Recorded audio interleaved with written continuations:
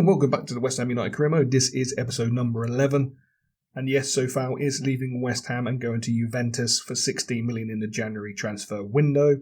Long story short, I left my PSD open. My daughter wanted to use the PC to actually create a poster for work. Instead of saving it, she deleted everything on it and created her own little poster and saved that for a future date. So my newspaper PSDs, as we go into the first game against Leeds United, no longer existed last weekend. And I'll be honest, I just didn't have it in me to recreate everything, so hence why you didn't see an episode last weekend. I've now recreated it all as the ball played into Harrison. Great little 1-2, great save from Areola, but the follow-up from Harrison makes it 1-0 Leeds. Poor defending. Areola, I can't really argue. It's a good save to begin with. It's just unfortunate it went out to Harrison, who was unmarked as fire at home. It is one of those things, so I've recreated the PSDs, which is fantastic. I've created them individually as Fornals. Right-hand side of the box, gets manhandled there into Bowen, into Scamacca, 1-1.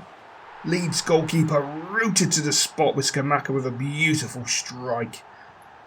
So I've created 3 PSDs, one for each newspaper, because I was introducing a new newspaper to the story. It's going to be a 3-pronged attack on this episode. Unfortunately, that's no longer the case because I finished them yesterday and I didn't have... I'll be honest, I didn't have the time to rewrite them and edit them into the episode, so that is it. That simple. But lesson learned. I've made backups and I've hidden those backups on another hard drive, well away from my daughter. Bless her cotton socks. Not her fault. She doesn't use Photoshop a great deal, and that's life at the end of the day. I should have saved it and just reopened it for her in a different format. But there you go. Anyway, Cine breaking down the left-hand side for Leeds. Right foot shot. Areola. What are you doing there, my son? You cannot be conceding goals like that. That's an awful goal to concede. Kare for me does everything right there. He's backing off. He's creating the angle. He's cutting off the simple pass inside. You expect Areola to cover his front post. He doesn't. It's very disappointing. But that is football, unfortunately. As Kare down the left-hand side puts the ball in. Easily defended by Junior there in Leeds' defence. Ball comes out to Sofal, into Bowen, into Paqueta, into Scamacca. Beautifully timed pass into Bowen. Oh, beautiful football. It had been coming. We had had such pressure in the second half that a goal was eventually going to come. And the pass by Scamacca, absolutely sublime. The timing. The pass from Paqueta into Scamacca is just beautiful, but that time, the weight, absolutely sensational. But you've got to argue, like Areola, could the Leeds goalkeeper have done a lot more to save that? Hey, he got us back in the game to make it 2-2. Probably would have been 1-1 if you take away the goalkeeper mistakes. But that is the beauty of football. As Sofal down the right-hand side pings a great cross in Scamacca. And the Leeds goalkeeper pulls off an absolute worldly of a save. That makes up for the mistake he made. The game does finish 2-2. And we can now turn our attention to something we are thriving in. Yes, cup competitions. Be it Europe or domestic, we are performing in cup competitions, and today we have the Carabao Cup against Lincoln, which gives us a chance to rest players and play players for rotation to see if they've got the ability to play in the first team. And of course it would be Lincoln who come out like a battering ram. The lower league side has nothing to lose, so why not go for it? That's what you want to see as commentary picks the ball up, centre midfield. Plenty of time and space into Benrahma, into Elliot Bourne, into the box. Surely it's 1-0, but no, right. We have an absolutely sublime save. Absolutely sublime, but it's Lanzini picking up the ball deep. Spying the run, scouring the facilities, into Elliot Bourne. Bourne into Fornals. He's got time. He's got space. He enters the box. And that's a simple finish. Beautiful finish from Fornals. Great play by Lanzini, picking that ball up deep. And again, Lanzini.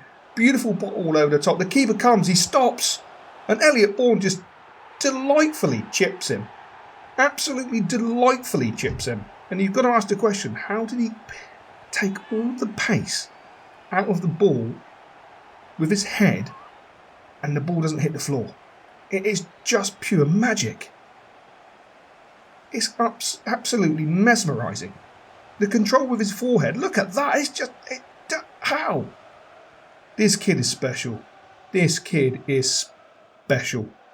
Absolutely special. And he gets a rather enthusiastic round of applause there from Filippo Bonaperti. It's what we like to see from the great Italian talisman. The ball is with Ashby. Lincoln tiring. Just creating space. Ashby coming forward. Decides to have the shots. What a strike. And the great thing about Soufal going is now Ashby has the potential to get more minutes. If Jono becomes the first choice right back, we then got Ashby as a backup.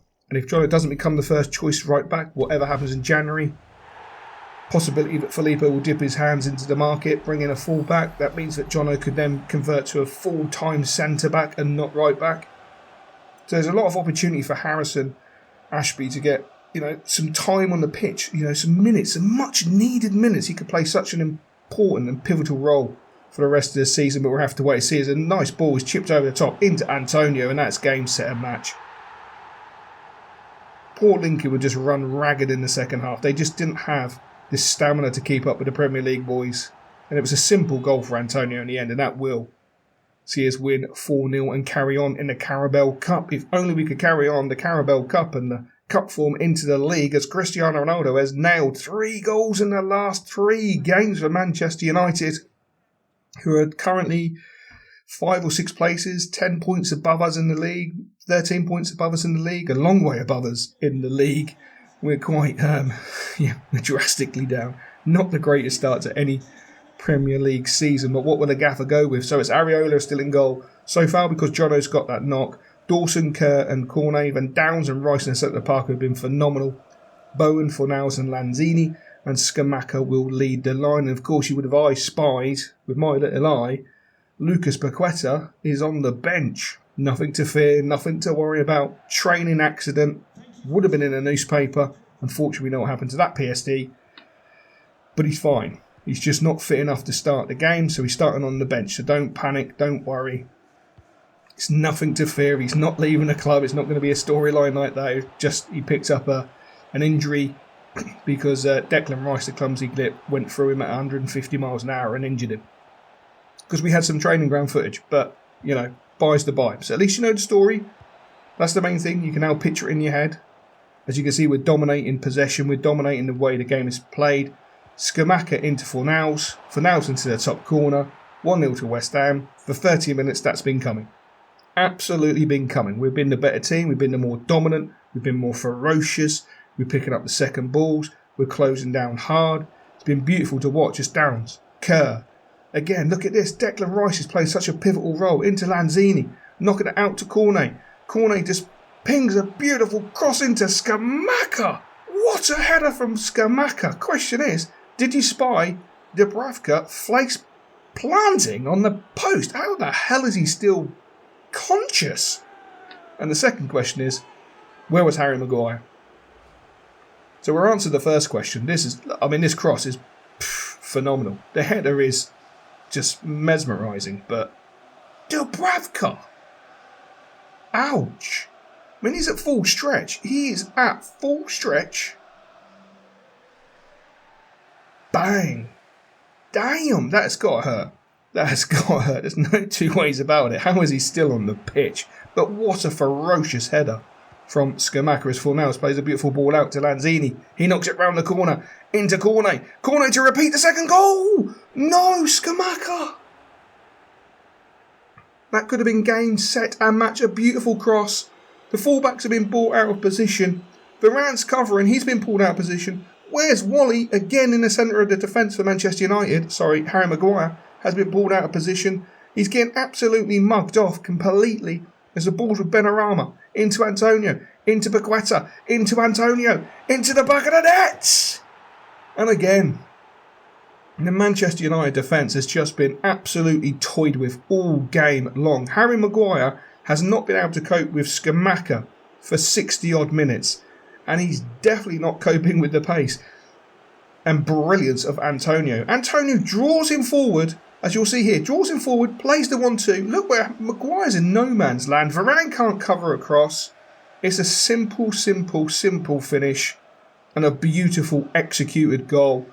Filippo Bonaberti has got the tactics absolutely bang on for this game. And it's nice to see that cup form carry over into a top of the table, not quite top of the table clash. Lower half, top half table clash. And we're coming off with the correct result. This 3 weeks ago, 4 weeks ago, 5 weeks ago would have been us on the end of a 3-1 battering. But thankfully, we're on the end of giving out a 3-1 battering. That's what we want to see. That's what we like to bloody see. And hopefully you enjoyed the episode. Apologies for the newspapers not being there, but life is life. And hopefully you'll join me in episode 12. Until then, I will catch you later. Don't ever trust the devil, bitch!